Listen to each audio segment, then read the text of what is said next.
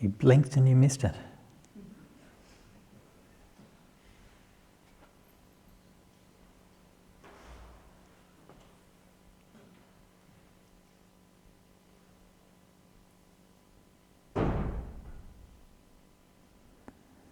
So I've been doing a lot of interviews today, listening to people's stories.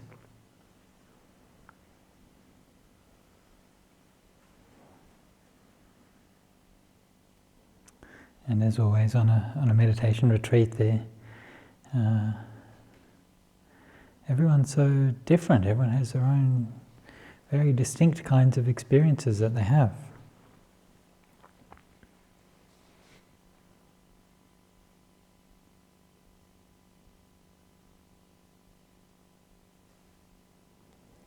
And yet something that we share is that inside us we intuitively know that we long for something peaceful.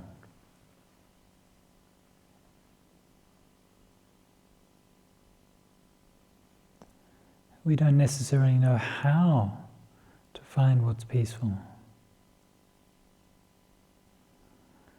Or if we do stumble across it accidentally, we don't necessarily know what it means. And yet there still is inside each of us a longing to be free, a longing to be at peace, a longing to be happy.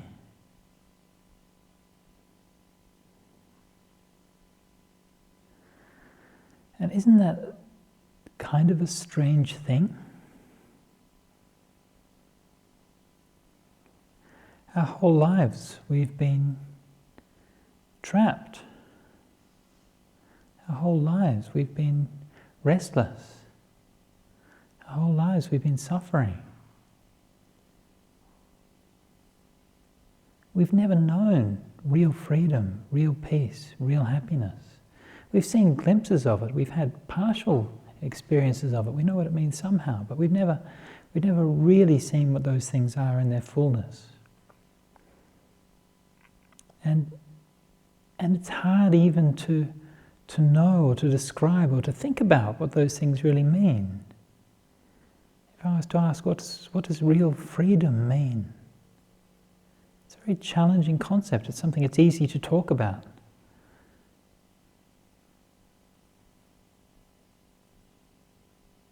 But it's hard to know what it really means. And yet, despite the fact that we don't quite know what it is that we're longing for, we know that we still long for it.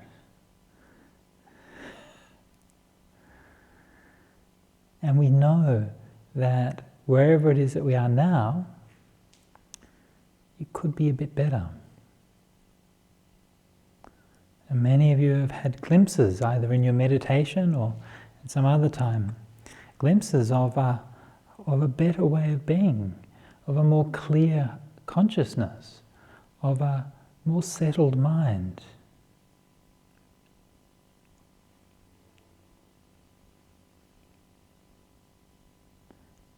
Even if it's only a glimpse, it's very interesting that those kinds of experiences are quite common and they're very memorable.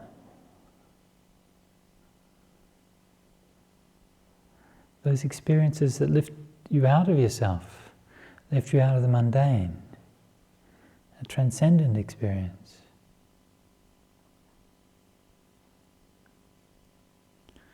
And so we come to meditation looking for something that can provide some more peace, some more depth, some more meaning.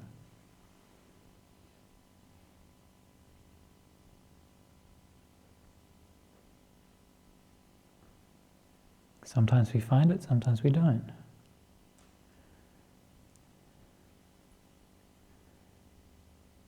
But along the way, on the journey, we learn so much about who we are, what it is we're doing, how we're thinking, how we're feeling.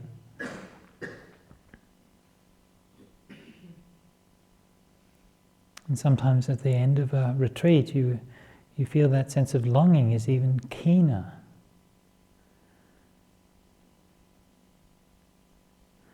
You'll be reassured to know that there's actually a Pali word for that the Buddha said is called Niramisa Domanasa, means spiritual depression.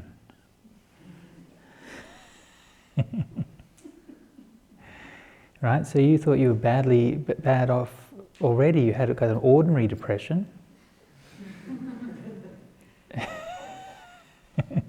And now you've got spiritual depression as well. It's a hassle. So what's spiritual depression? It's precisely that. It's precisely that feeling that, why am I trapped here? Why can't I be free? Isn't there a better way? Why is it, right? Why is it that I know what's right? I know what I should be doing, right? I know I should be doing meditation every day. I know I should be letting go. I know I shouldn't be holding on to all of these enmities but I do hold on, and I don't meditate as much as I'd like to, and I suffer, and I know that I'm suffering, and I know that I can not suffer, and yet I still keep doing those things. Why is that? So this is that spiritual depression.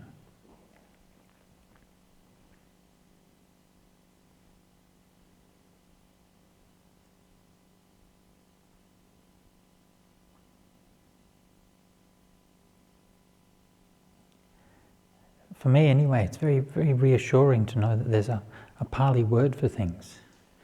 You know, oh, okay, it must be real, and but this is something the Buddha talked about.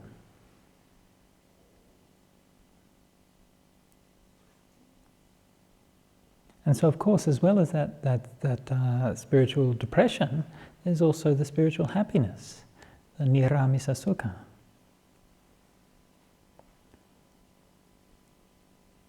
Which the Buddha also talked about, and in fact, talked about much, much more often. I mean, actually, there's only like 2 or 3 references in all of the Buddha's discourses to the spiritual depression. It's quite an unusual and striking thing, but the spiritual happiness is something that he talked about. Pretty much every second discourse talks about.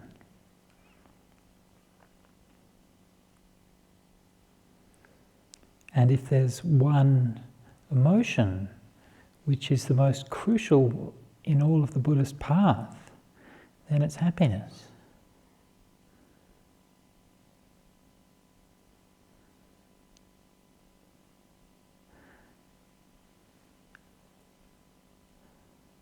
Happiness is the path to peace. It's very tempting, and I think a very elementary confusion that we make in our spiritual life, that we see that the way of the world is a search for pleasure. So we see people out in the world always looking for food or sex or clothes or possessions or big houses or fast cars or some kind of pleasure or happiness. And so it's very easy to assume that the spiritual path is a path away from pleasure. And we see that it's actually very common in spiritual paths, both Western and Eastern, to be very afraid of pleasure.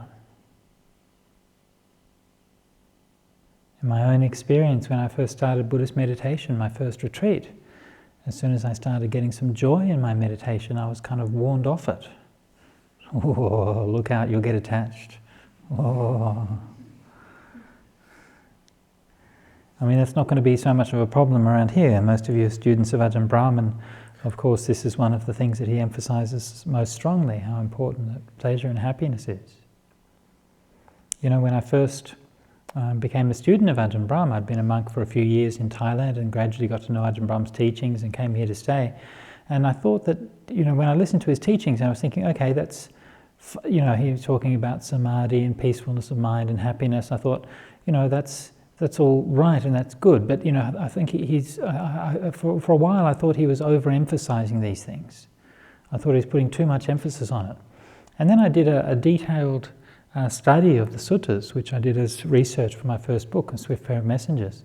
And I went through and I looked at pretty much every passage in the Buddhist scriptures that talk about meditation, and translated most of them, and put them into a book. And at the end of that I realized, no, actually, the way Ajahn Brahm talks about it is actually pretty much the same emphasis that we find in the suttas. And the Buddha's talking about these things, the peace of mind, the tranquility of mind, again and again and again and again. It's so much emphasized.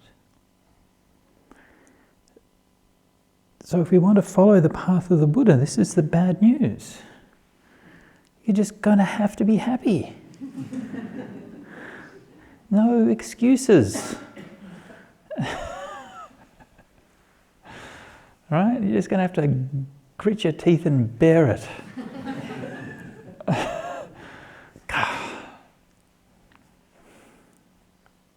And I know sometimes it can be, it can seem far away. It can seem remote. And that's why I began this talk talking about the spiritual depression. Because that's also a reality, and that's okay if you feel like that. It doesn't mean you're off the path or anything like that. It's just one of the experiences you have while you're practicing. But the most important feelings, the ones that really matter, are the pleasant feelings, the happy feelings.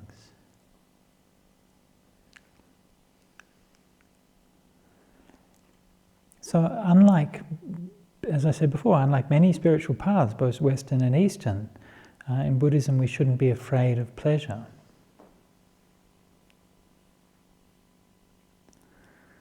And this is something that's not, it's not an interpretation or something like that. It's something which is a major theme of the Buddha's teachings. And before the Buddha was enlightened, he practiced the way of trying to find liberation through suffering. And he practiced tormenting his body to see if he could find freedom through that. And he said that at that time he had this wrong view. He believed that the way to happiness was not by happiness, the way to happiness was by pain. Yeah? And many of us actually, unconsciously, I think, we still hold this kind of idea. We think that if something's a real spiritual practice, it's got to hurt a little bit. They did a study of placebos some time ago, and they found that if you give people a sugar pill, right, and then a bitter pill, right, they're both placebos, right? Neither of them do anything, but they're both effective, but the bitter one is more effective than the sweet one. Yeah? So there's something about the human mind that's kind of wants to. If it feels good, it can't be good for you, right?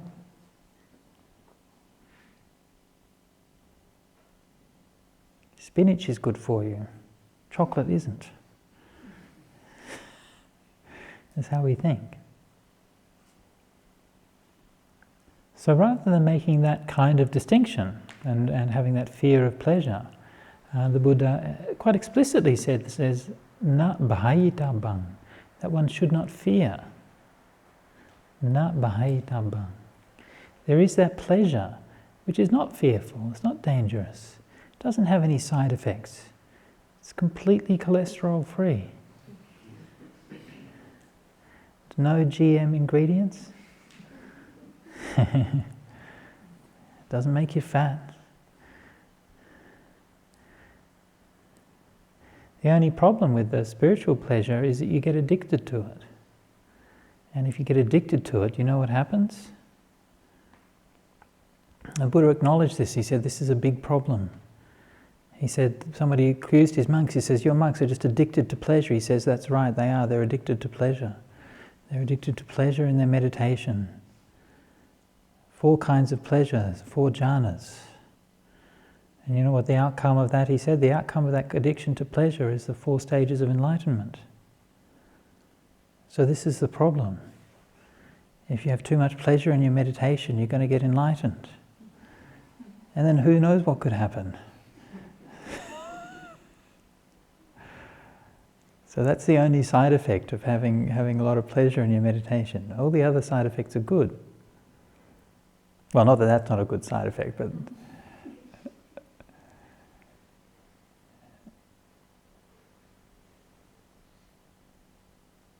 many people have said to me that during the interviews that they feel that that they should meditate more, and that they like to meditate, they appreciate it, but they found it hard to keep a regular practice going. Yeah? So this is the simplest and best way to keep a regular practice going, is to just really enjoy your meditation. If you try to say, I'm going to keep a regular practice by making a schedule and sticking to it and so on, then good luck with that.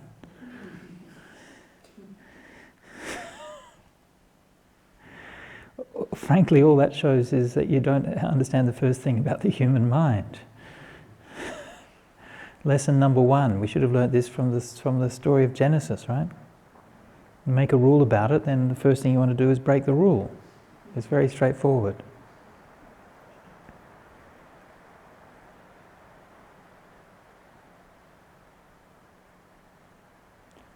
So if we want to cultivate that long-term meditation practice, you don't do that through willpower or through making resolutions or anything like that.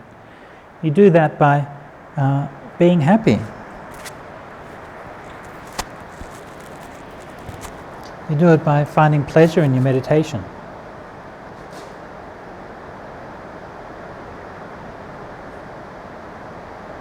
You do it so that you love your meditation so much that your problem, listen to how we often phrase those things. We say, my life is so busy, I find it difficult to schedule time for meditation. What if it was the other way around?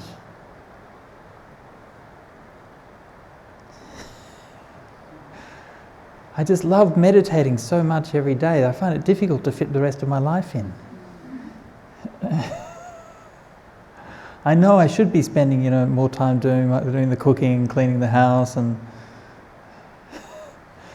but honestly, I just love to meditate so much. I just find it hard to tear myself away from it.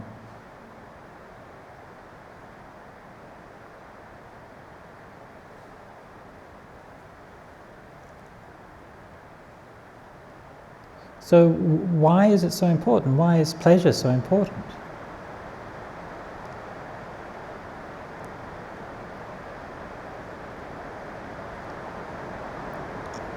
Well, like everything else in the Buddhist path, the idea that the role of pleasure is so important doesn't come from, it's not based on a kind of an ideology or a metaphysical idea.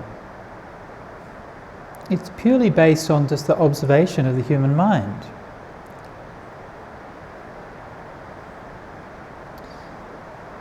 So if we look at how our minds work, essentially we're pleasure-seeking beings, aren't we? We're driven by search for more pleasure and the search to avoid pain.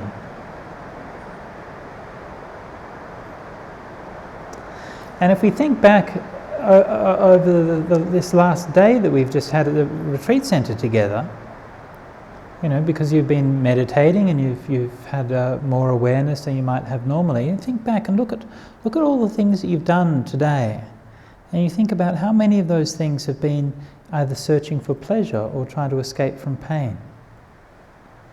Yeah? What did it feel like when you woke up this morning? Yeah, what was your kind of first thought? Right?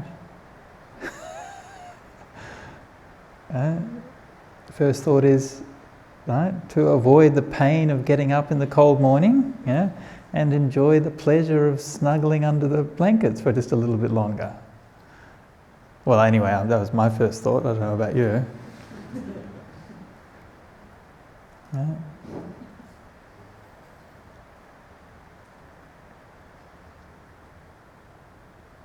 And right from that first moment, our mind is always being pulled and pushed in these different directions. Again, it's not to say that there's anything wrong with it. That's just how minds work. That's how psychology works. When we need something that's what motivates us, what moves us. So it's not about judging it. It's just about understanding how that works. So if we want to develop our spiritual life, then we need to find a way where we can work with our mind and not working against it.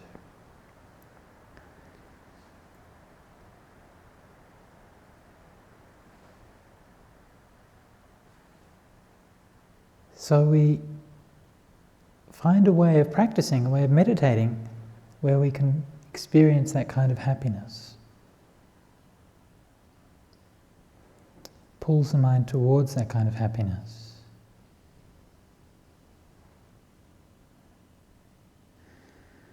And one of the things that we notice about that kind of happiness is it has quite a different quality to the happiness we experience in worldly pleasures.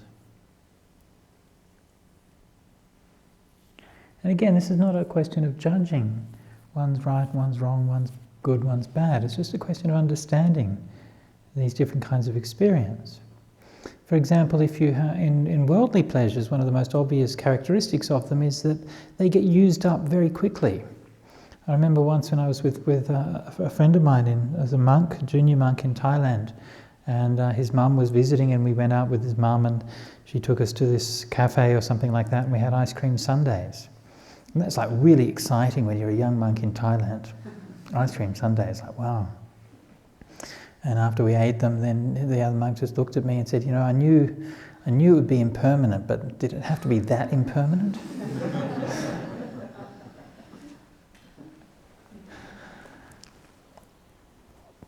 So the first ice cream sundae is good, the second one not so much.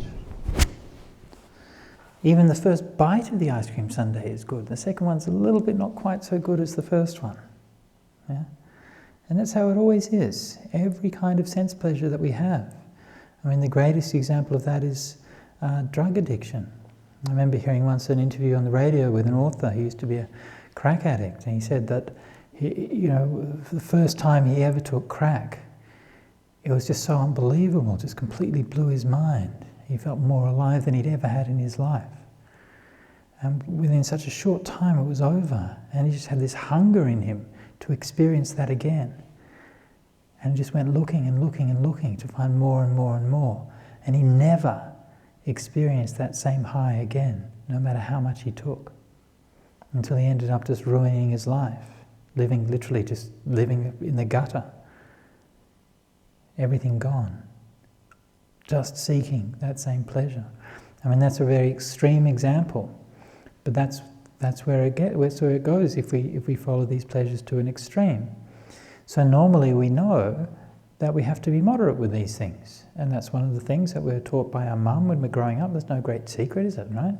You eat all of that cake, you're going to be sick, right? So you eat it all and you get sick. And you do that usually quite a few times. Anyway, I did. And eventually you kind of learn, one piece of cake is all right, but not the whole thing.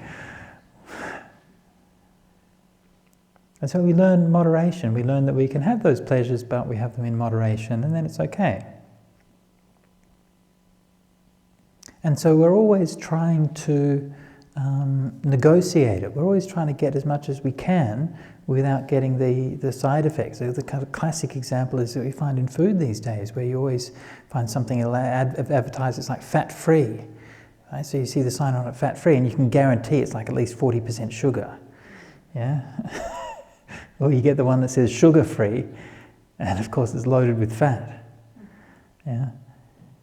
So again, that's how it is. We're always kind of negotiating, trying to get our way into trying to get the pleasure without having the drawbacks.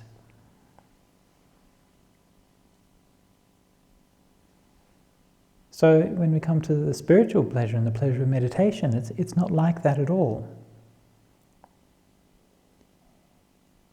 The more we have of the experience, the deeper it becomes.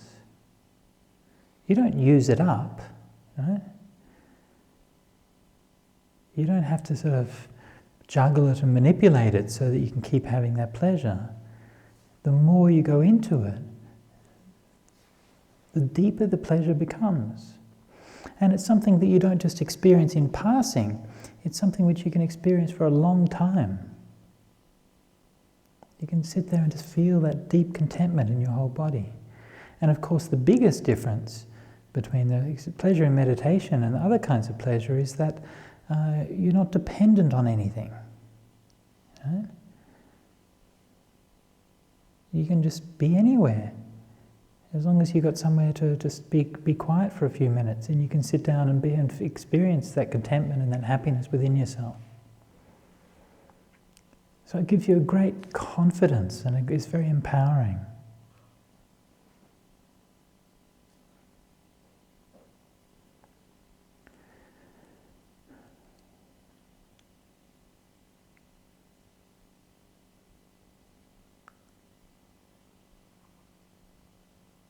So, how are we to go? How do we proceed? If we want to experience that pleasure, well, of course, any of the kinds of meditation, you can use for that. But that's one of the specific things that metta meditation is very good for. Loving kindness meditation makes your mind very happy very quickly. If you're doing breath meditation is a wonderful practice. But one of the drawbacks that it has for some people is that sometimes it can be a bit dry. And you're just watching the breath come in and out, and it's just air coming in and out, and it doesn't mean anything, and you don't feel any connection with it. Now, it's possible to work with that and to feel the breath as something that's very pleasurable and very beautiful. But practicing metta meditation is another way, which is perhaps the fastest way to experience that pleasure in your meditation. Now, I talked this morning about doing metta for oneself. So hopefully you've had the chance to practice that a little bit today. Now, I'm going to teach a couple of stages of the meditation this evening.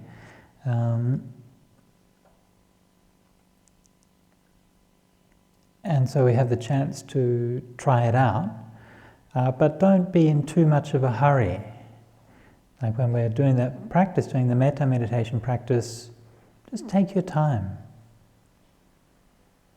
little bit by little bit.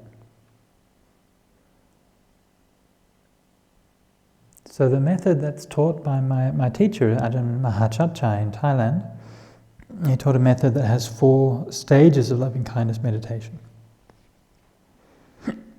These are like 4 preliminary stages anyway. That's the first one, metta for loving kindness for oneself, for a loved person, a disliked person, and a neutral person, and lastly a disliked person. So it's 4 people, oneself, a loved one, a neutral person, and a disliked person.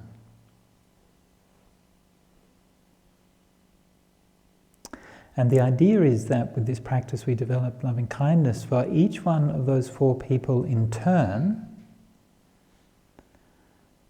until we have the experience which is just as deep and as powerful for all of those 4 people. Until there's no difference in our mind, in our heart, there's no difference at all in the love that we feel for ourselves, in the love we feel for someone who's very close to us, or in the love we feel for our worst enemy.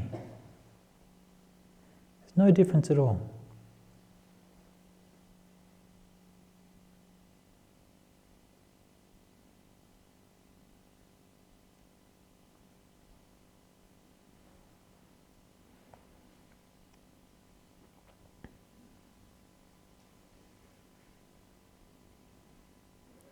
So this ideal that we have, right? We have that idea, love your enemy, which is a beautiful ideal, but it's one which is much easier to say than it is to do. And through this metta meditation, we can learn what that really means. It's something that's very, very profound. It's not just an idea that you just kind of, oh yeah, love your enemy, yeah, good, whatever. But to really have that mind that can't find any difference between anybody in the world, It's very rare.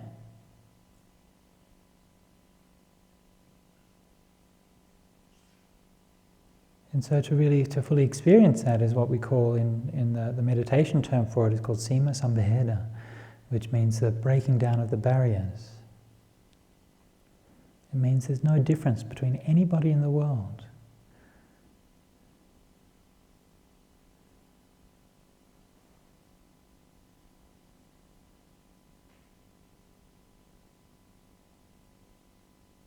Okay, so to get there, to get to this state of universal loving kindness, we go step by step. We've already talked about doing loving kindness for oneself.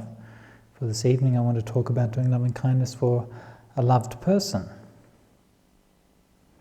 So that should be easy, shouldn't it? Right?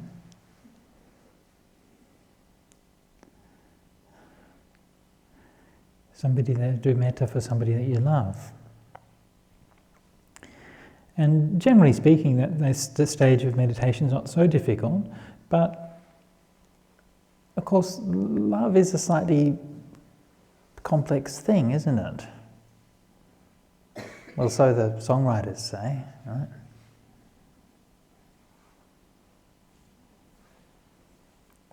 And often we find that our feelings of love for somebody are mixed up with other feelings. It's very rare that we have that pure love.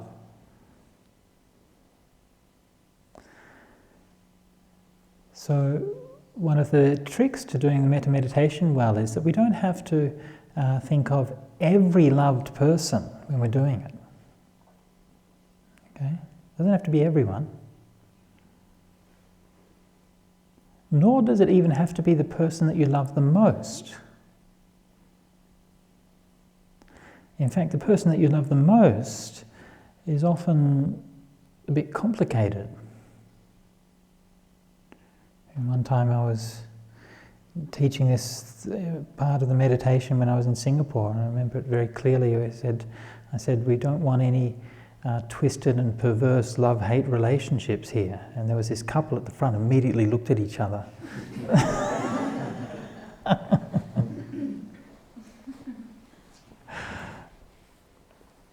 Right? So that's how it is often. If the people that you love the most, right, that you're closest to, they're also the people that annoy you the most. Yeah?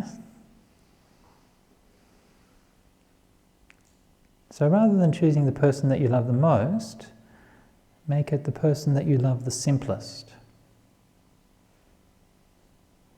The person that you love the most, with the most naive, childlike love, without any complications or issues.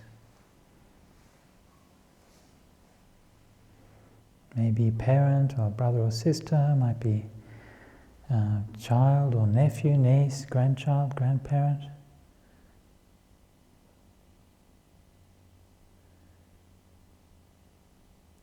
And so in the meditation, we just have to have one person.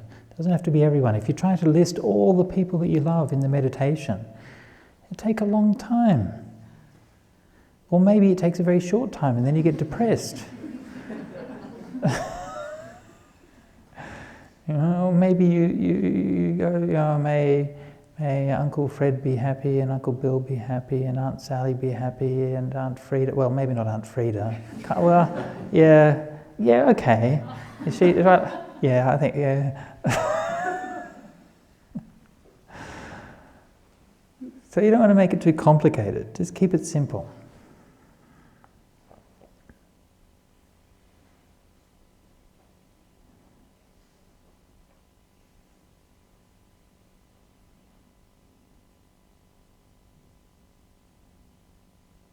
They usually advise when you're doing metta meditation also not during the meditation, not to do metta for somebody who's passed away. Mike or Danya, can I ask you to turn the microphone down a little bit? It's ringing a bit loudly. Thanks.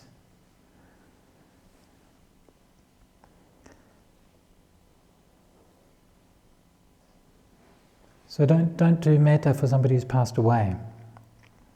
This is only talking about actually during the meditation. Outside of the meditation, that's fine. You want to dedicate merit to somebody or whatever, that's fine. But actually in the meditation itself, not to do it for someone who's passed away. Why is that? Well, the most obvious reason is because, if you do metta for somebody, they get attracted by that and they'll come and visit you and see you. And that could be very disturbing.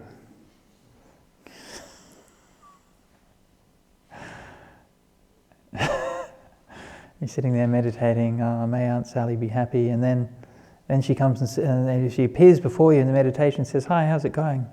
And then you scream and everybody's meditation's disturbed, so it's not good.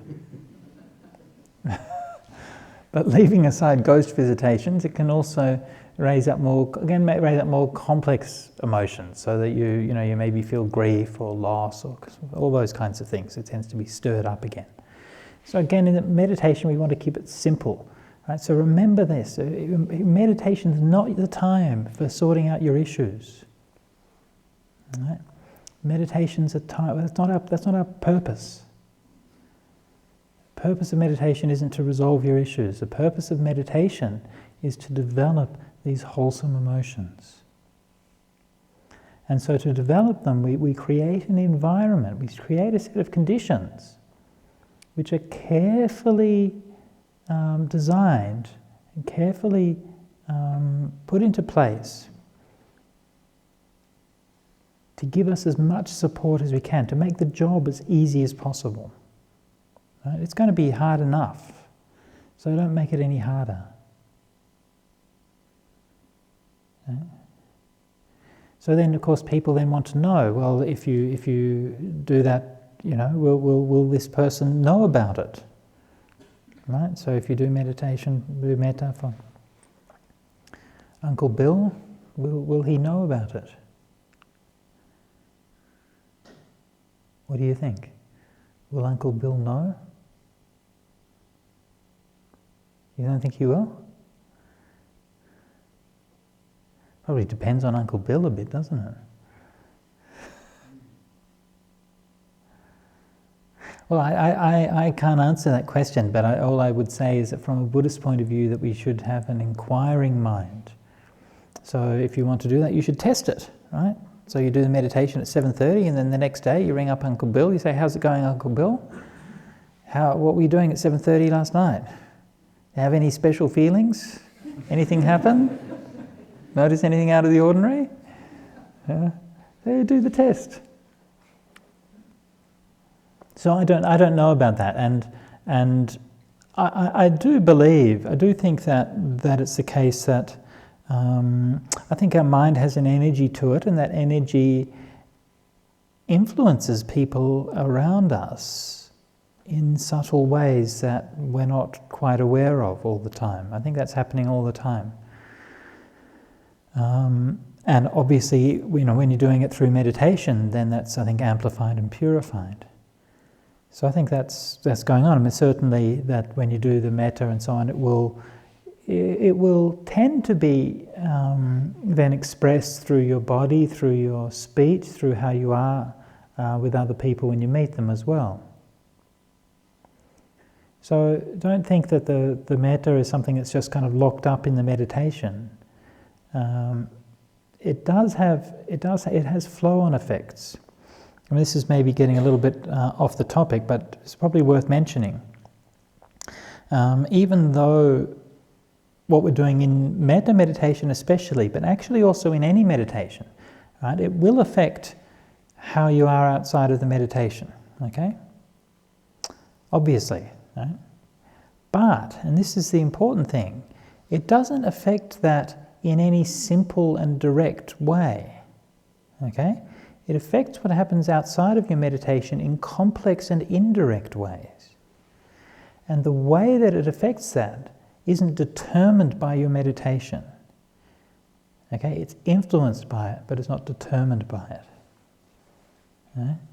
So what do I mean by this? Well, let's say you do some metta meditation, you come out of the meditation, you feel good, you have that loving kindness through you, and all that stuff just feels good, yeah?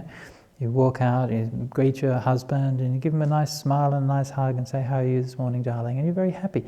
So in that way you can see there's a straightforward relationship, between the meditation and how you're interacting with other people. And that's very positive, and that's normal, and that happens a lot. But that's not the only way that it might affect you. It also affects you in different ways because your mind is complex. Okay, let's say what happens later on. You get into a conflict with somebody at work, and how do you resolve the conflict? And you're like, may you be happy at them. Here's this kind of passive-aggressive loving kindness, may you be happy. And this is kind of conceit comes into it, right? You think, oh, I've done my metta meditation. You don't necessarily think like this, but you start behaving as if it's the case. I've done my metta meditation, therefore I'm a better person than you are. And you have all this anger in you, but I can't possibly have this anger, right? Because I've done my metta meditation and I don't have anger. I know that I don't have anger. And these feelings that I'm having now, well, no, it's just whatever. It's a feeling. This can't be anger, right? Because I'm too much of a good person because I'm a virtuous meditator, right? So we get that conceit, which is not the problem. Is not the meditation. The problem is that we get conceit around the fact that of us being a meditator, and then that can be used and that can be distorted in ways that can be unhealthy or harmful. Right? Again, it's not to say that there's a problem with the meditation, but there's a problem in how we respond to the meditation. So the point that I'm trying to make here, again, this is the point that I'm making, that the meditation doesn't determine what happens afterwards. It influences it. But how you behave depends on the choices you make when you behave. How you behave when you talk to someone depends on the choices you make when you speak to them. Okay?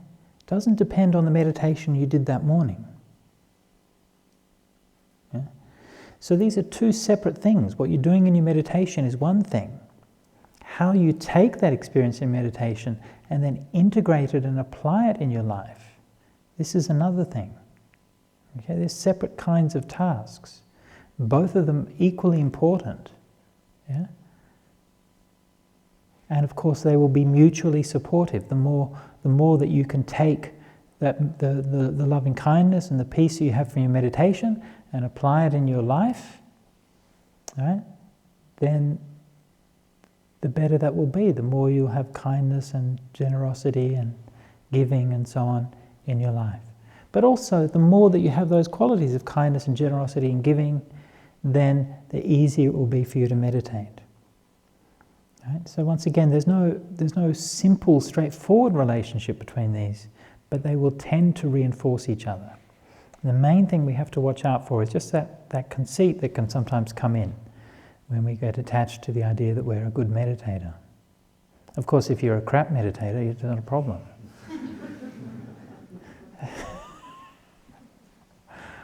Anyway, so that was a little bit of a digression, but it was just a bit of a comment on what's going to happen when we go home. You know, usually what happens when you come to meditation retreats is that the first day or so when you're on the retreat, you're thinking about all the things that happened before the retreat, and then the last few days you're thinking about all the things you're going to do when you finish the retreat. Right?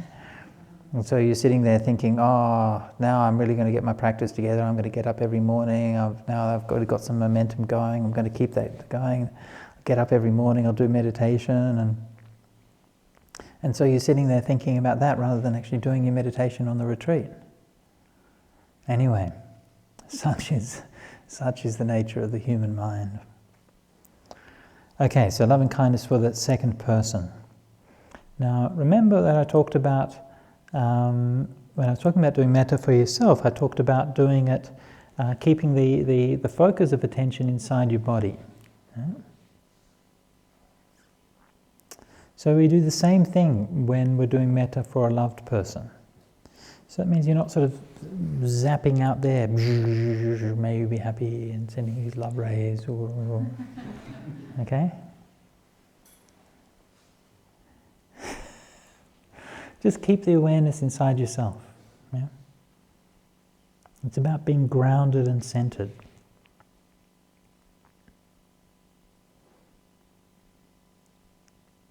And we we can, with both of these stages, both the loving kindness for oneself and for a loved person, we kind of develop this ability to spread the mind, the experience of the mind, the experience of metta throughout the whole body.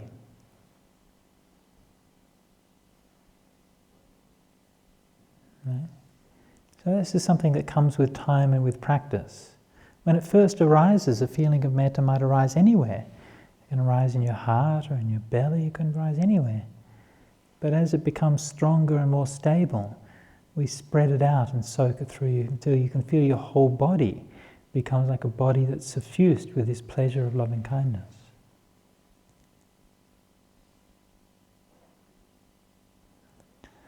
And we should be able to do these two stages, loving kindness for oneself and for a loved person, until we can't really see any difference between them.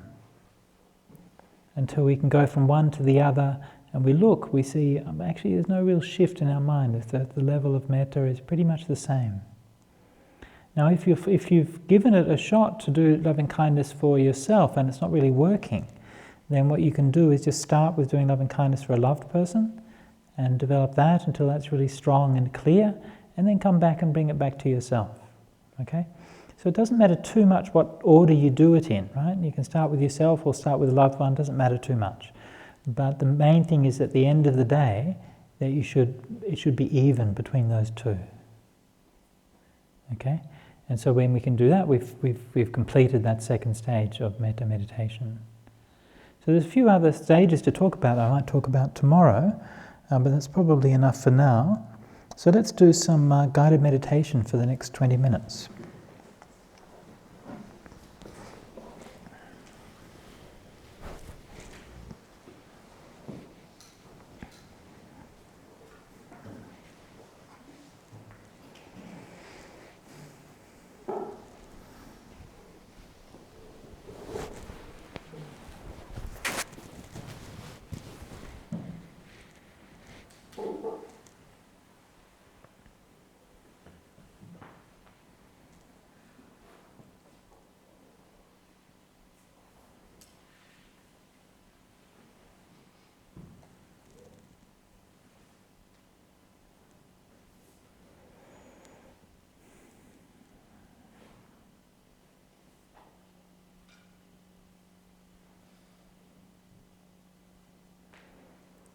So sitting quietly.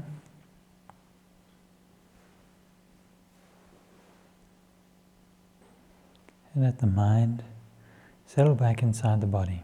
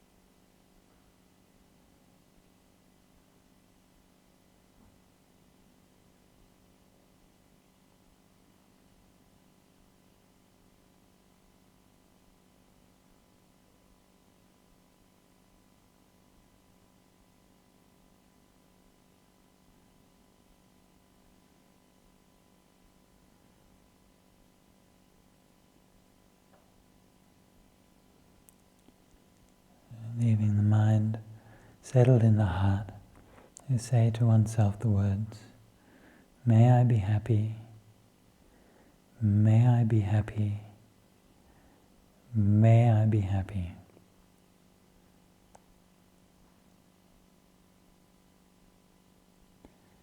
Keeping those words going evenly and steadily.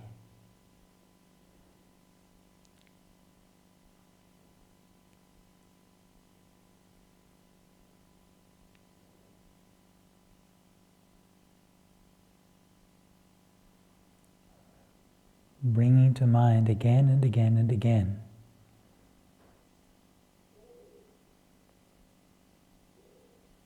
that wish and that longing for one's own true happiness and well-being.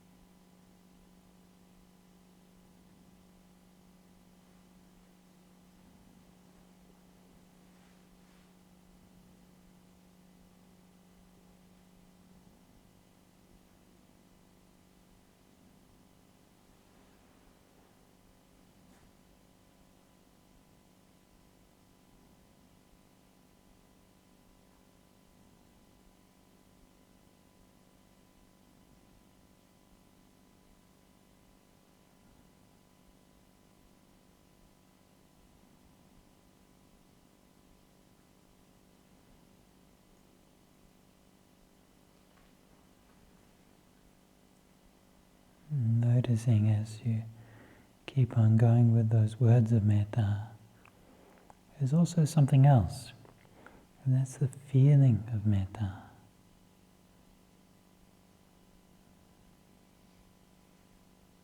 A very soft feeling of joy and warmth and love. It rises in the heart or somewhere in your body, just like the glow around a candle flame.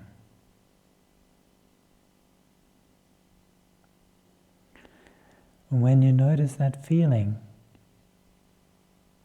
just keep that close, keep it safe, holding it very gently in your mind.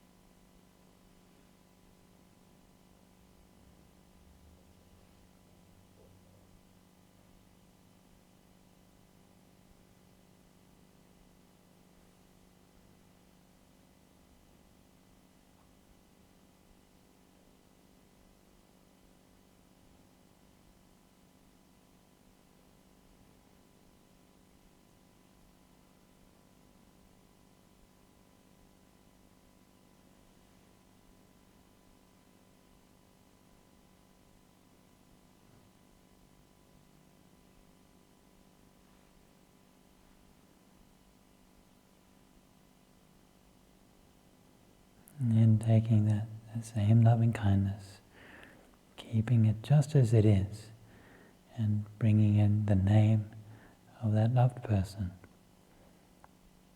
Not changing anything, just the name in the words of metta. May that loved one be happy. May that loved one be happy. May that loved one be happy. Keeping the mind with that feeling of loving kindness, soaking and suffusing through your whole body.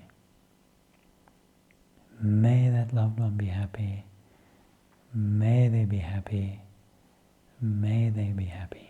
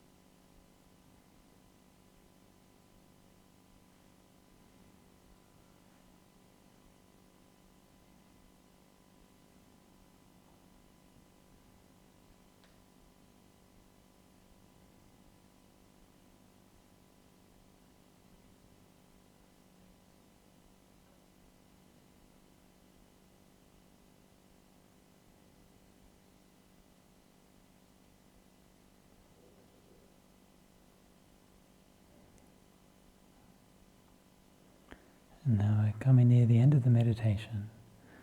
From a loved one, come back to oneself. May I be happy. May I be happy. May I be happy. And letting the words of metta go. Letting the feeling of loving kindness fade away. And allowing the mind to come back to a neutral space. Empty. Open and clear.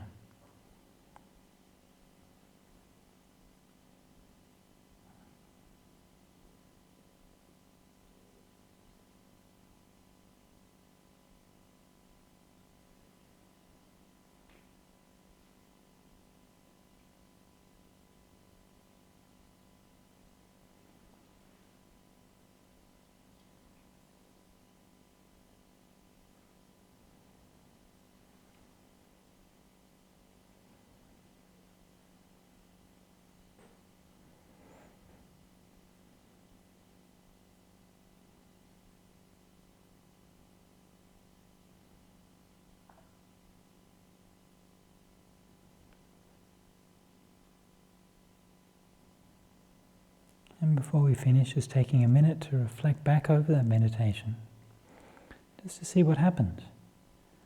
How was that? How did the mind change? Was there any feeling of metta there? Or was there nothing? What was useful? What was obstructive? How is my mind different now compared to how it was at the start of the meditation? And so finally we can dedicate the merit of our practice. May all beings be happy, may all beings be well, may all beings realize awakening. Sadhu, sadhu, sadhu. And you can open your eyes, come out of meditation.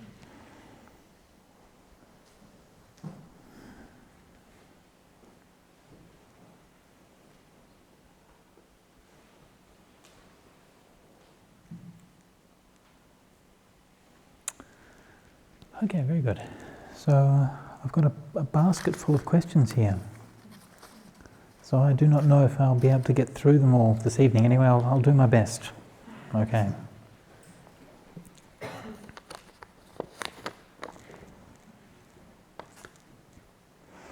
Dear Bhante, if we show metta to unkind people around us,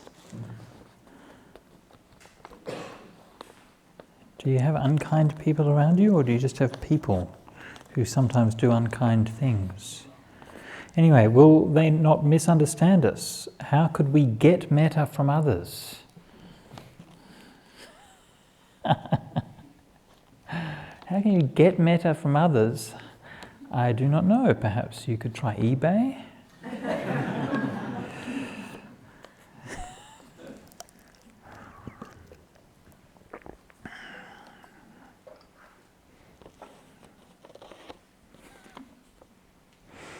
How do we get metta from others? Well, I do know, I think, what the question's getting at. I don't think that we should be concerned with how do we get metta from others, but I do think that there's there is a sort of a genuine concern that if we go around being nice to everybody all the time, that we can then be taken advantage of. And I think this is really important to understand that. That there's a difference between being kind and being stupid, right?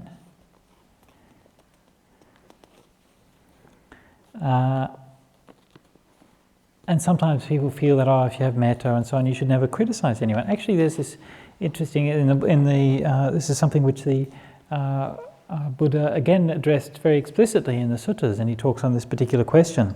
And they are discussing the question of what do you do when somebody does something wrong? Should they be criticized or not? And then somebody says, well, I should just develop equanimity.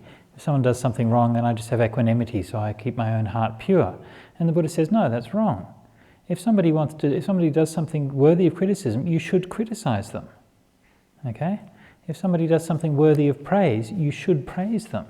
Right? Praise what's worthy of praise, criticize what's worthy of criticism. That's right speech. Okay?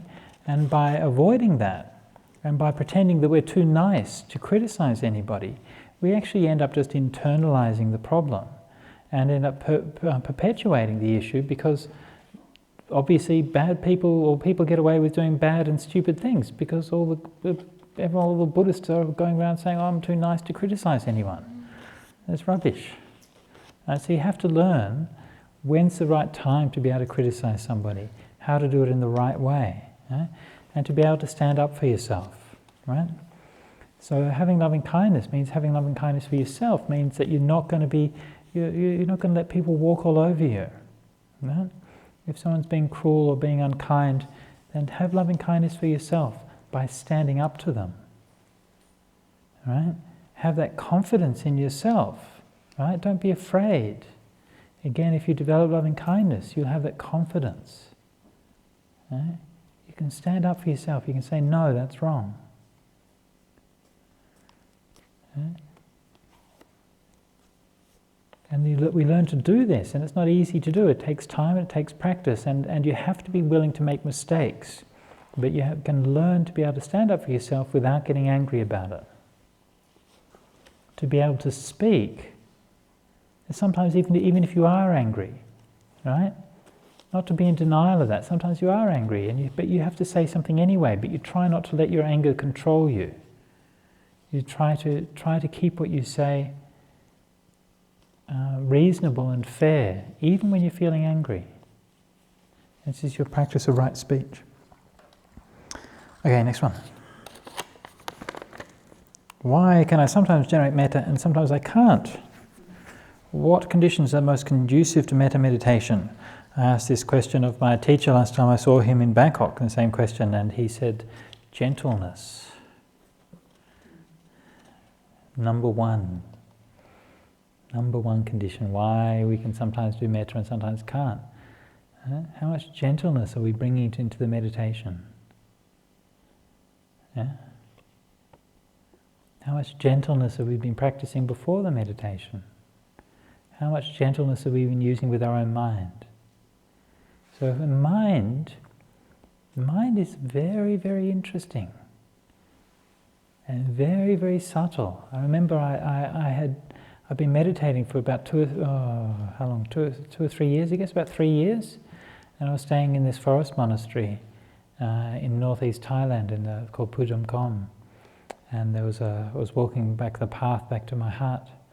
And I remember one day just walking along this path, and all of a sudden I just had this feeling or this intuition about my own mind, and I just suddenly realized how soft and how gentle my mind was. And it was just like this perception that just came to me. You know, after doing all this meditation, I'd never kind of noticed this during all the meditation I'd done. And then suddenly it came, how incredibly delicate and soft your mind is. And we don't notice this, because our mind, at the same time as being so delicate, is also very strong and very resilient. Okay? And so we get used to being able to treat our minds in all kinds of terrible ways, right? And we can do all kinds of stuff to it, and somehow our mind recovers, right? But it still hurts. And all of those pain and all that tension and all of that stuff there, it makes its impression and it leaves its mark on the mind. So when we have that perception, you realize how gentle your mind is, how soft it is. Right? And then you would only use it in your meditation in very gentle ways.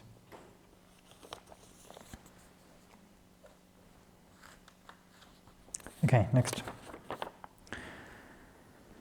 Why do monks only eat once a day with everything in the same bowl? From the sublime to the even more sublime. Sometimes we eat once a day, sometimes we eat twice a day. It kind of depends. Usually in Bodhinyana anyway, we usually have breakfast, or I think not all the monks have breakfast, but most of the monks have some brekkie. It's up to you. Why? Well, that's what the Buddha did. And he said, this is how I eat, and I eat like that, and I feel good. And I feel strong and healthy and happy, and my body has lots of energy for meditation. So if you eat the same way, then that's how you'll feel as well. Huh? So it's true. That's exactly the reason why the Buddha said to eat that way. It wasn't because of some ascetic practice. It wasn't to sort of force yourself to starve half the day or anything like that. And the reason he said, that's in the Majjhima Nikaya, I can't remember the name of the sutta now, he says, by eating once a day, I am strong and healthy and my body feels light and fit and I'm happy for meditation. So that's the reason why we eat like that. Why do you eat everything in the same bowl? Because it's easy for washing up. Like seriously, life's too short for washing up. Can we have more guided metta meditations, please? Well, we just have one, so there you go. Done. Yeah, Bhante, can a person attain enlightenment while doing metta meditation? And metta to you, Bhante. Yes, you can. Easy. You can become enlightened while you're pulling your socks on, or by washing your hands, or even while hanging yourself off a tree. True story. One of the nuns in the Buddhist scriptures, she said, I've wandered for 20 years, and in those 20 years I've never found peace of mind even for as long as the snap of a finger. Right? So at the end of despair, I stood there with a rope around my neck tied to the tree, ready to jump off, and then suddenly my mind was freed. Yeah? So there's another method for you. Okay.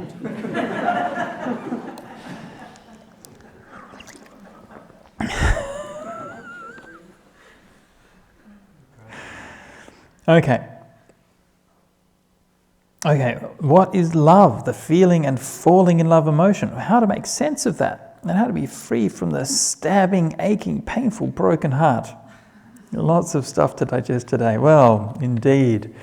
How to be free from the stabbing, aching, painful, broken heart. Wow. Yeah. What can I say? Well, I think I talked a little bit about that today, both in this session and I think probably more in the morning session, about like the difference with metta and I think the important thing to bear in mind here is, rather than trying to work it out too much, the more that you have metta, the more that you have the real metta, and the real metta, loving kindness for yourself, right? Then the less of all of that stabbing, aching, painful, broken heart stuff you'll have, right? And you'll be free to love, yeah? Free to love in a way that's giving and caring and sharing, but without so much harsh holding on and so much desperation, so much neediness, okay? So with your practice of metta, then you have a love that's more giving and less needy. Yeah. And to remember that when you're in love with someone, that somebody doesn't exist to make you happy. All right? That's not real love. Yeah? The purpose of their life is not to make you happy. And so if you have strong metta in your heart, then when you come into those kinds of relationships, you can do it in a much more healthy way and with a lot less heartbreak involved. Okay. Does noble silence refer to no eye contact and no physical contact too? No, it doesn't. It just means keeping silence. Some retreats actually have a rule that you're not supposed to make eye contact. I think it's a little bit extreme. But no, you can, shake hands or have a hug or something like that. That's okay. And look each other in the eyes and smile and say, "Good morning." That's fine. Okay. Is everything, including Buddhism itself, an appearance in the mind? Yeah, I guess so, pretty much. But that doesn't mean that it's only an appearance in the mind. Right? In philosophy, we have these two schools of philosophy that we talk about. You have in Western philosophy, and you have similar schools in Indian philosophy as well, called realism and idealism. Right?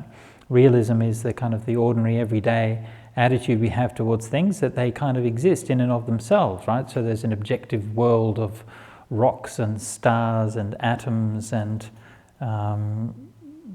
Toyotas, right?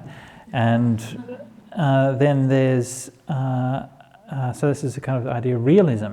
And then there's another philosophy, which is a philosophy of idealism, which is basically that all of this only exists in your mind, okay?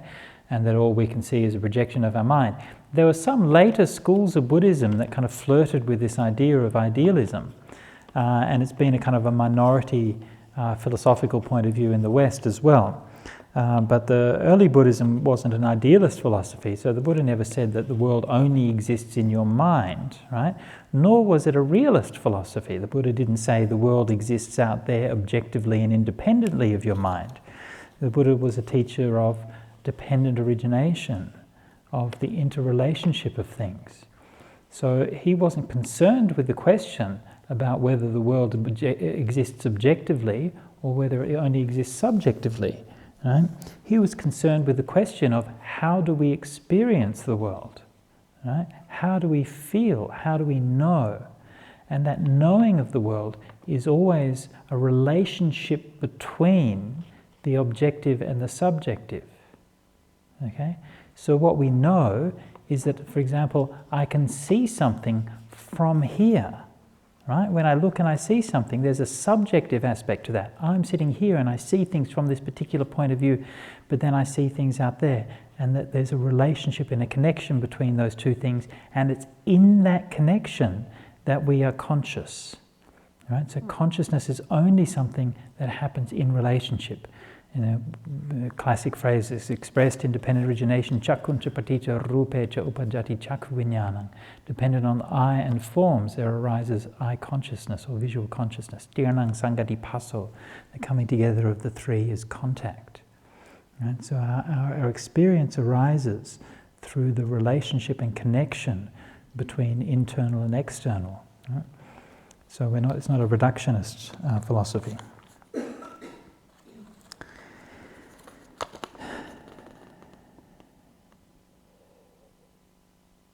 Walking meditation, could you please briefly go over, or do I just do it as feels natural? I'd already talked about walking meditation, when was it, yesterday or last night? Maybe the person who asked the question wasn't here. Maybe you just zoned out. I don't know. Sometimes it happens. Do I just do it as feels natural? Yeah, sure, that sounds good enough. Just be mindful, okay? But look, because I did talk about it at some length last night, so if you weren't here or you missed that for some reason, maybe come and see me at the interviews or something like that to talk about it. So I won't go over it all again. But yeah, main thing is just be mindful. Okay. How do we avoid looking for what seems like contradictions in the teachings? For example, how does impermanence fit with karma? Okay. So it's an interesting point. It comes back to the question I made before about the critical mind, right? So there's a difference between a mind that's looking for faults, okay, and a mind that's trying to understand. All right. Just notice that two differences, right? So when we're looking for faults, this is in Pali it's called uparambhacitta. So the Buddha said, if you're listening to the Dhamma with a mind that's looking for faults, right, then you'll never really understand it. Okay, and I think there's something very profound in that, right? That we understand things through empathy, through compassion. Yeah? And if you're engaging, even with the teaching, if you're engaging in a teaching with just wanting to find fault in it, then you'll never really understand what's happening. This is a point that was made. There was a dialogue that was done a number of years ago where the Dalai Lama was invited by this Christian group to comment on a number of Bible passages, and they made a transcript of that and published that as a book. I can't remember what the name of the book was now, but it was, of course, very interesting, as you'd expect. And he gave a commentary on a number of different Bible passages, and I remember one of the remarks that somebody said at the end, that they noted how compassionate the Dalai Lama's response was. I mean, the Dalai Lama is a a very sharp intellectual, yeah? And he could very easily have, torn these passages apart. He could have been very critical of it, He could have analysed it from numerous points of view of Buddhist philosophy and shown metaphysical contradictions in them and so on, if he'd wanted to, right? Anybody can do that, right? It's not difficult to do. But he handled them with care and with compassion, right? When I say it's not difficult to do, I'm not making a reference to the Bible specifically. I just mean with any philosophical or scriptural passage, spiritual passage, it's easy to find faults if you want to. So he didn't do that. He handled it with compassion and tried to enter into the text and tried to really understand what was going on from the point of view of those people who are participating in there. Yeah? This is actually something which is part of his training, both in the Mahayana path, which emphasizes compassion so much, but also specifically in the Gelug monastic training, where they're part of the part of the foundations of their monastic training is training in debates. And during the debate, they have to study and understand both sides of the debate, so that you can have two monks who might be debating a point, and then but they might be told to switch at any moment. So you have to immediately drop the side that you're debating and take up the side that the other person's debating, right? So this is kind of developing that intellectual flexibility to be able to do that. And so you're putting yourself in that other person's shoes, and so you could see that was, that's an expression of compassion. So the same thing when we're listening to the Dhamma, yeah? We should try to listen with compassion and try to find meaning in it, okay? But that doesn't mean that there aren't problems, and it doesn't mean we should ignore the problems or deny them when they exist. But we should approach the problems with the thought of, well, how do I understand this better? Is this a real contradiction or is it not? And so we can ask and we can inquire. Sometimes these things might only be on the surface. Sometimes somebody might make a mistake. Sometimes it's our own mistake, it's our own misunderstanding. And so if we can't resolve the question ourselves, then it's good to ask and to find the answer to it. This is something which is praised repeatedly, very often in the suttas by the Buddha, that people would ask questions to clarify the meaning of things. And actually it's regarded as one of the fundamentals of Dhamma education. Very interesting, like when you look at how I'm going on a little bit answering this question, but anyway, if you look at how the Dhamma is taught and presented in the suttas, there's a whole education program which is outlined there, which is actually a really fantastic education program. First of all, you hear it, and then you memorize it, okay? So you have to actually learn things, memorize them. You reflect on them, yeah? So again, it's not just rote memorizing, but you reflect on the meaning of it, yeah? And then you discuss it, right, with others. You ask questions about the many doubtful points, yeah? And so that's the role of the teachers and so on, the elders, is to be able to discuss and answer those and clarify those doubts, yeah? And then you put it into practice, right? So you apply those lessons to your own experience, yeah? Isn't that it's a wonderful richness and depth to the way that the Dhamma education is pursued, and it's a depth which, if you look at the way education is done in the world, you can only see one or two of those things. Yeah, it's very partial, and the way that the Dhamma is approached is very full. Anyway, so just to look at this one particular thing, how does impermanence fit with karma? It's a very good question, because karma, we do an act now, we experience the result later, right? But on the other hand, everything's supposed to be impermanent. So if I do the act now, shouldn't that just disappear, right? So this actually is one of the fundamental problems in Buddhist philosophy. And it's a problem which was addressed in different ways by the different philosophical schools, which shows that it's not something, it shows it is a genuine issue, right? It doesn't show that it's a problem understanding, but it shows it's a genuine issue which has been approached by many different Buddhist philosophers over the years. So the important thing to remember here is that the doctrine of karma is the doctrine of cause and effect, okay? So a cause happens at one time and effect happens later. The cause doesn't determine the effect, okay? So it doesn't fix what's going to happen as the outcome of it, right? But it does shape the effect, it influences it. So how karma will fruit depends on all kinds of different other conditions. So if we think of karma as like a seed, you can plant a seed. We know that if we plant a mango seed, you're going to get a mango growing up, right? So we know that much. But, well, if we don't know if it's a mango, we know that if it sprouts, it will be a mango. We don't know, maybe it won't sprout. Maybe it'll just fall on barren rocks and it won't sprout at all. Sometimes that's what happens to karma, right? It just doesn't reap its fruits because there's no conditions for it. Sometimes it might only grow a little bit because there's not enough nutrition in the soil. Sometimes there's not enough water. What if it's eaten by ants and so on? Is there going to be a lot of fruit or a little bit of fruit? Is the fruit going to be sweet or sour? Right? How long will it take to grow? How big will the tree grow? None of these things are fixed by the act simply of planting the seed. They're all influenced by lots of other conditions. So the karma is just something which acts and which will reap some kind of fruit, but it doesn't determine what those fruit is. Okay, so yeah, I mean, I could talk about that at a lot of length, but I'll just leave it at that for now. Hopefully, that's at least given you beginnings of an answer to that problem. Okay. Next question, dear Ajahn, I feel fear when I say, may I be happy? Please advise. Really? You feel fear? Why? Why do you feel fear? I don't know. Why would you feel fear? Are you afraid of not being happy? I don't know. Well, anyway, there's nothing to be afraid of. I know that much. I'm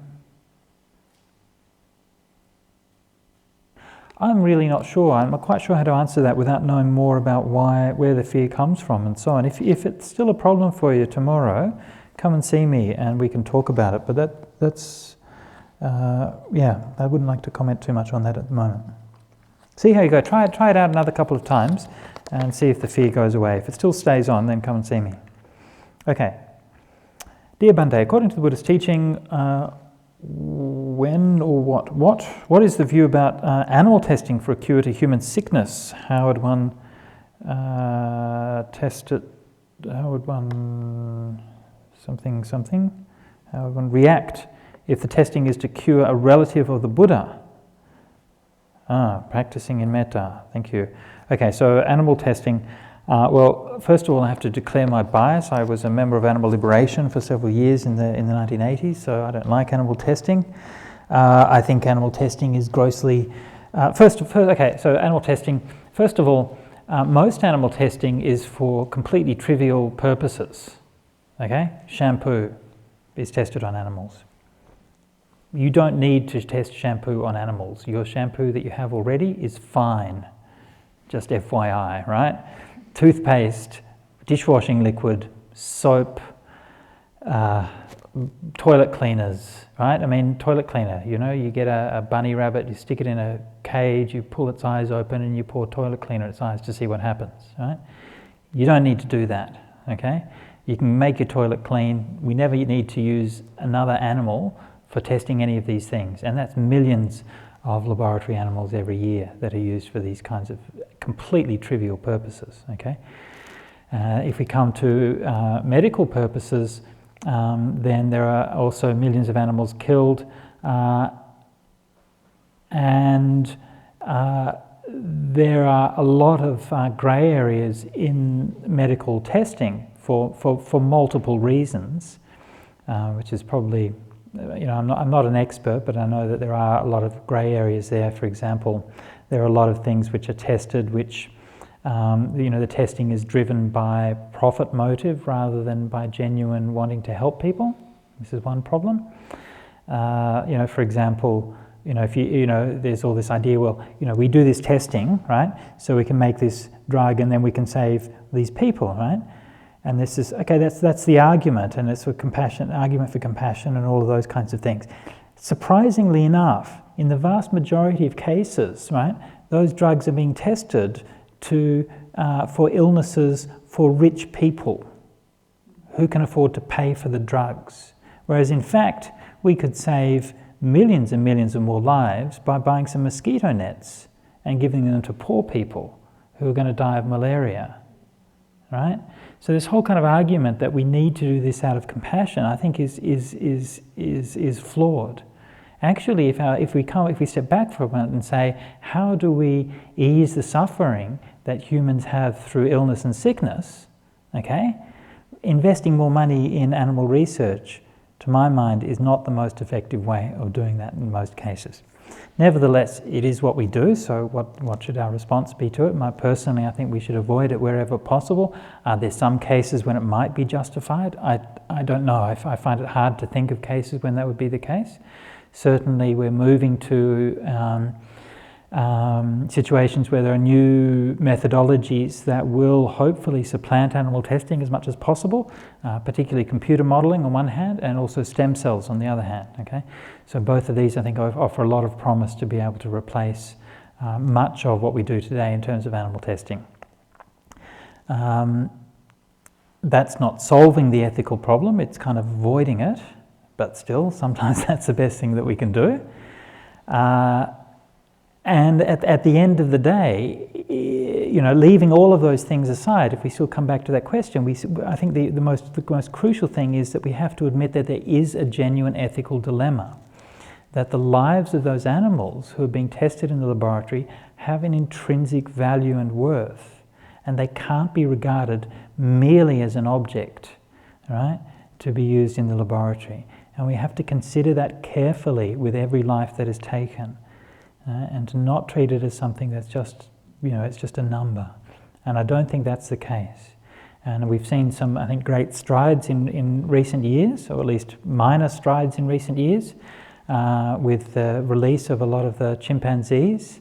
And there seems to have been a massive shift towards in the use of primates, at least, in animal testing. And I don't know if you've seen the incredibly moving videos of the laboratory chimps who were released for the first time into the sunshine. Have you seen that? You can go on YouTube. It's just amazing. These poor chimps have been their whole life locked in a laboratory, and then they're kind of let out for the first time, and they're like, they go out into the sun.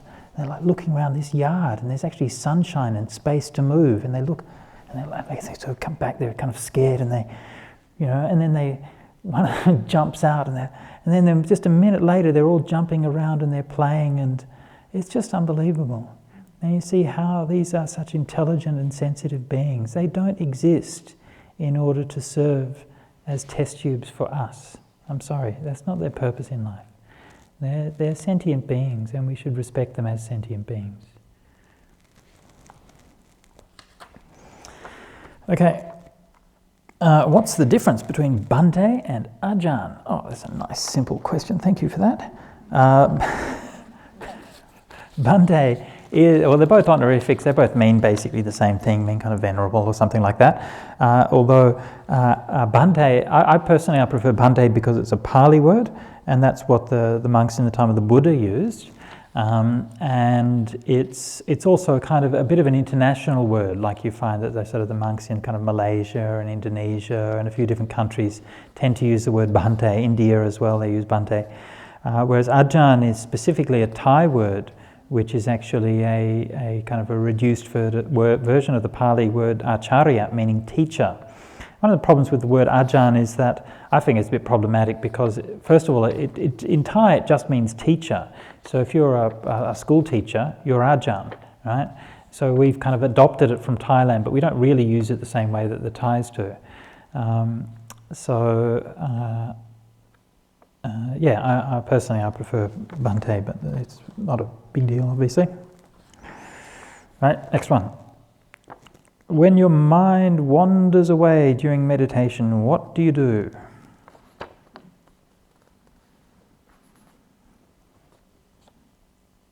Just don't do anything. Who told you that you were the boss of your mind?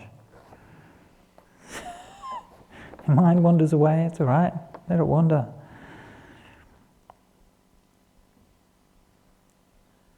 Minds wander, that's all.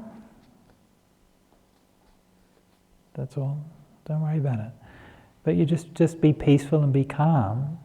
And the more you be peaceful and calm, then the mind will come back. If your body and your where you are is a still and calm and peaceful and warm and loving place, then your mind will want to come and settle down in that place. Yeah?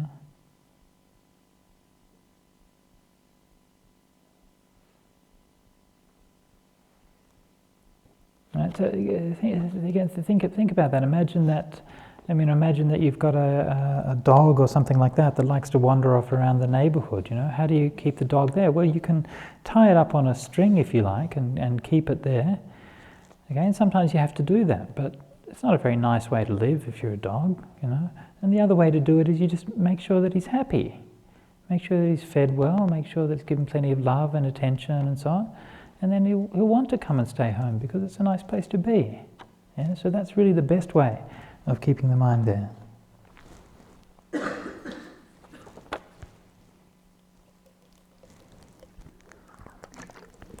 When you're doing walking meditation, do you have to walk very slowly? I tend to walk a bit fast.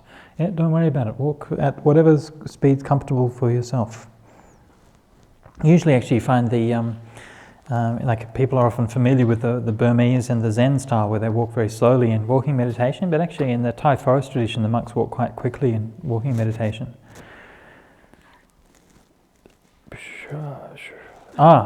Sorry, just handwriting this one. Where does it say letting go is more powerful than greed? Where does it say that?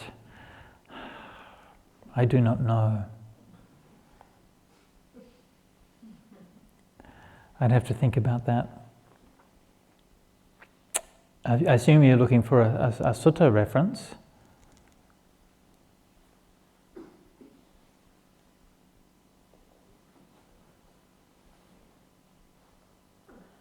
I would have to go and do a bit of research. I can't think of anywhere off the top of my head.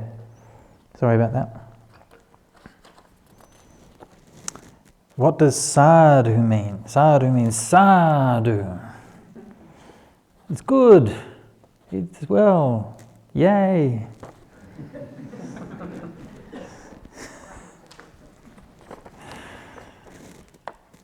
I fall asleep when meditating. Help! I might be one in the room going zzz right now. Well, if you are, there's not much point in answering the question, is there?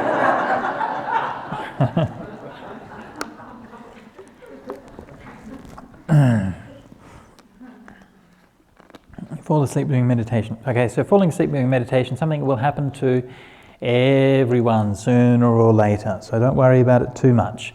If you fall asleep from time to time in your meditation, it just means you're probably a bit tired. So don't worry about it. It's only a problem if it happens regularly. If you find every time you're sitting that you're falling asleep, your mind's drifting and you're going up, then that can be a problem because it can become a habit. And you can learn to associate meditation time means falling asleep time, and that's probably not a good thing. So if you find that you're falling asleep every time in meditation, you probably want to do something about that. So my suggestion is this. To break that habit or to stop that tendency of the mind, first of all, get your whatever it is you're sitting on, your seat or your meditation cushion or something, and put it at the end of a walking meditation path. Okay, so then do walking meditation for a while, maybe 20 minutes, a half an hour or something like that, and then very mindfully just sit down to meditate. And only sit for 5 minutes, right? Keep a clock next to you so you don't go more than 5 minutes. Sit for 5 minutes, watch your breath or whatever, get up again, walk again. Sit again for 5 minutes, get up again, walk again. Sit again for 5 minutes. Do that a few times. Then when you feel comfortable doing that, then increase it to 10 minutes. And then increase it to 15 minutes. And then increase it to 20 minutes, and so on. Until you find that when you sit, that sleepy feeling is coming on. Okay? And when you feel that sleepy feeling coming on, just stand up straight away. Okay? Don't sit through it, just stand up straight away and walk. And then so just train yourself to sit for only short periods of time and not let that sleepy feeling come. Okay? And so if you do it like that, then you can break that conditioning in your mind that associates meditation with sleepiness. Okay, and so if you do that for long enough, then you should be able to train yourself so that you can sit without letting the sleepiness come. Okay, so that's a very, very, very good technique. All right, so that's all the questions. Oh, that's good. Managed to get them all done. So hopefully we'll have another batch tomorrow. Oh, we're going to have time to answer them tomorrow? Maybe not. Looks like, oh, probably not actually. Anyway, okay, so that's enough for this evening. And we'll see you here tomorrow at 5:30. Okay, very good. Let's finish by paying respects to the Triple Gem.